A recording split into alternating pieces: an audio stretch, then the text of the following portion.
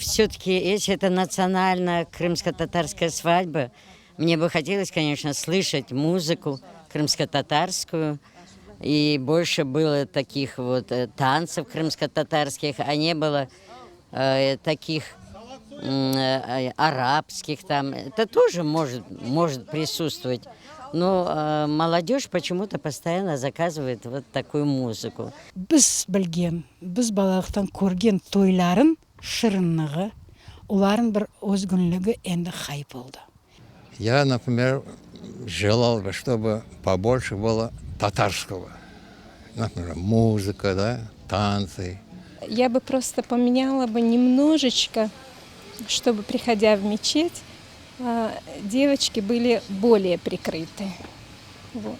Остальное все хорошо. Я бы убрала сейчас модные церемонии, потому что это не относится к крымско-татарской культуре. Мне это непонятно, почему сейчас это очень модно становится.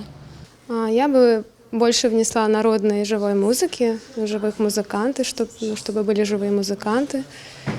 И чтобы свадьбу украшали наши народные танцы именно в народных костюмах. Я считаю, что наша крымско-татарская свадьба, та, которая она сложилась вот сейчас, она сложилась где-то в условиях депортации, потому что то, что было до депортации, это было мужчина отдельно, женщина отдельно. Вот это вот такой гибрид советской свадьбы и крымско-татарской, она, в принципе, уникальная. И она представляет, на мой взгляд, большой этнографический интерес, в первую очередь. Ее можно просто за деньги туристам показывать. Это вот момент, когда сидишь и смотришь, как 2 часа танцуют одни и те же пары.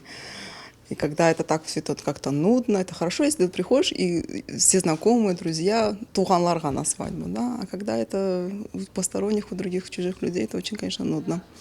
Выпивку убрала бы. В первую очередь. Но так вроде у нас все нормально. Коль уж это крымско-татарская свадьба, то все же вот эта старая болезнь исполнения на других языках немножко превалирует.